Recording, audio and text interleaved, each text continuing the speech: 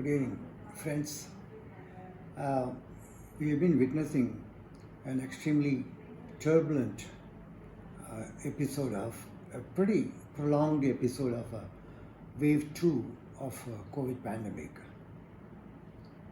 And we are witnessing quite a lot of deaths during this pandemic, in sharp contrast with what we saw in wave 1. And I was just thinking about it, and I thought I'll just share some of the introspections that I had. What possible cause of increasing damage that's being done by this COVID pandemic wave 2? One thing is for sure, this virus seems more virulent than the wave 1 which caused the pandemic. The virulence could be because it's a mutant strain, and it could be the initial single mutant, then we had a double mutant, now they're talking about the gamma mutant, delta mutant, and so many terms which can be kind of frightening when you hear. But when you understand that the vaccine that we are receiving is pretty protective of most mutant strains as well. There are exceptions, but generally this vaccine seems pretty good in its protection. Now, what I thought I will do to make things easy for you all to understand, we'll start from the scenario where a doctor like us kind of deal with COVID day in and day out, confront a patient. The first confrontation, when you say, the first time the patient is consulting you, and how do you proceed from that time on? I'll just take you through the timeline of COVID. This way you understand the disease, and also you will have a clear idea why somebody with COVID should die when most other people would come out successfully, going through all phases of COVID.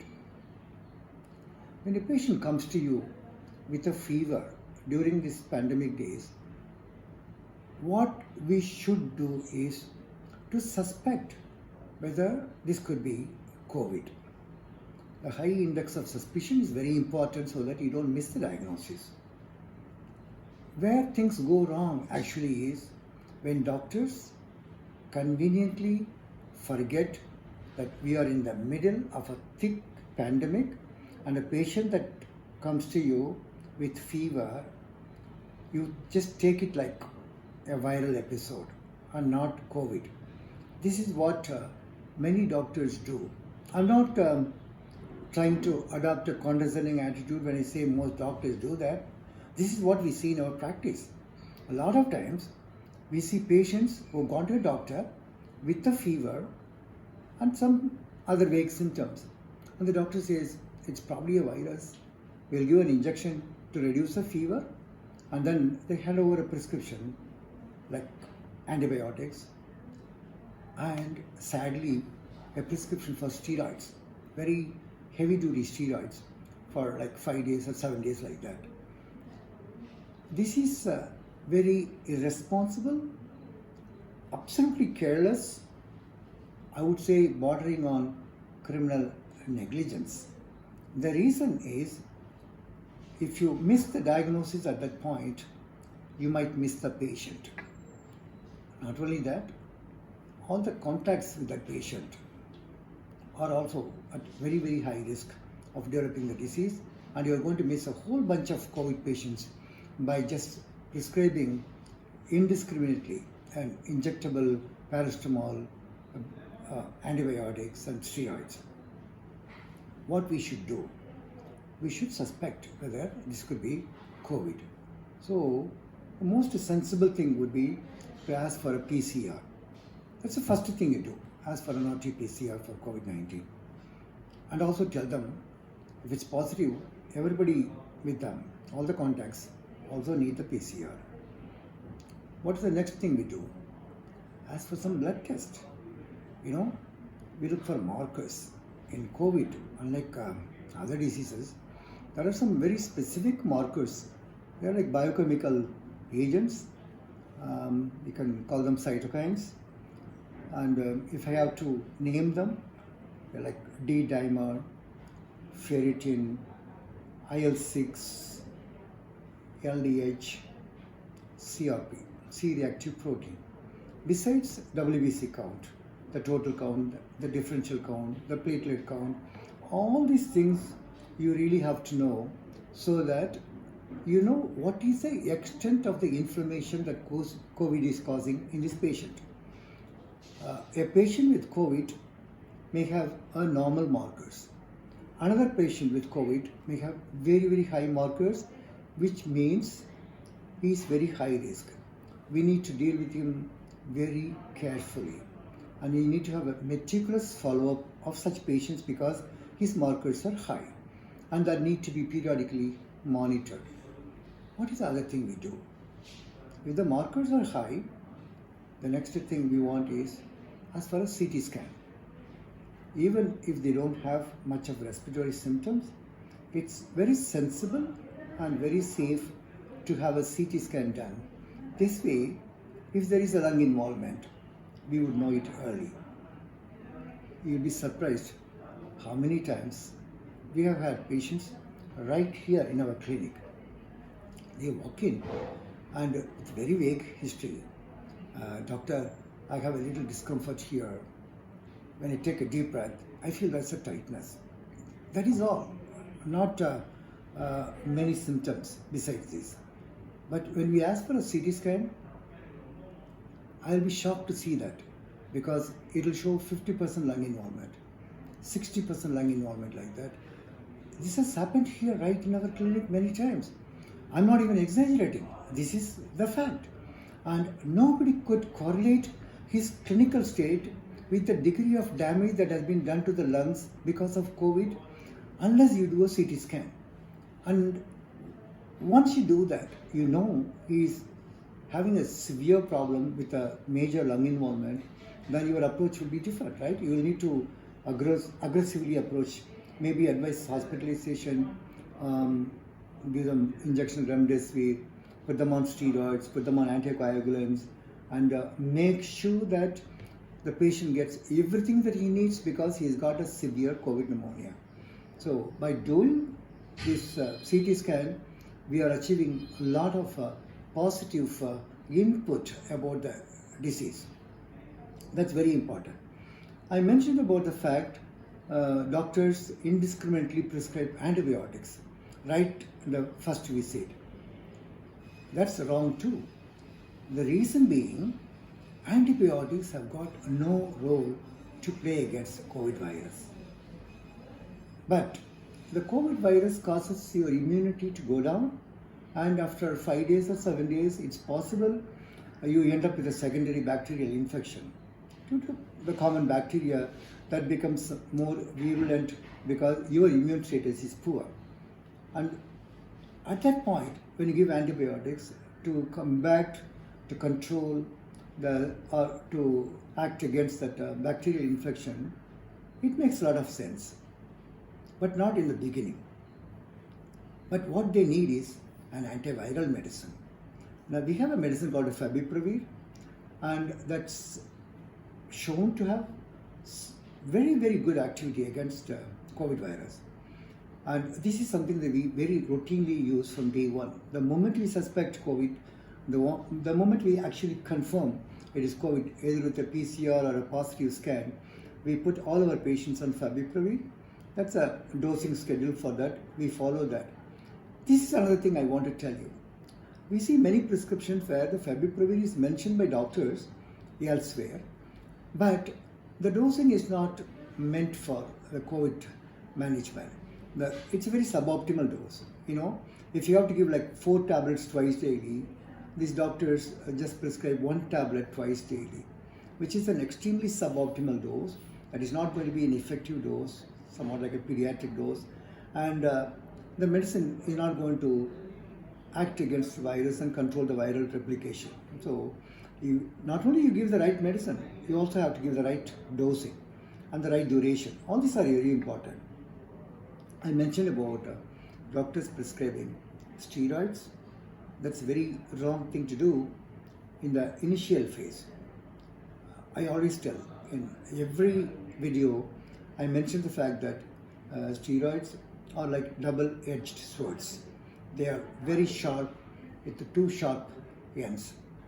Steroids are very good when you're having a patient, COVID patient with a cytokine storm, where all the chemicals are very high and the infection is really in its peak, and unless you do something to control that, you might lose the patient. At that point, giving steroids is probably going to save the patient. But if you give the steroids initially, the steroids will suppress his immunity and he won't be able to fight the viral infection.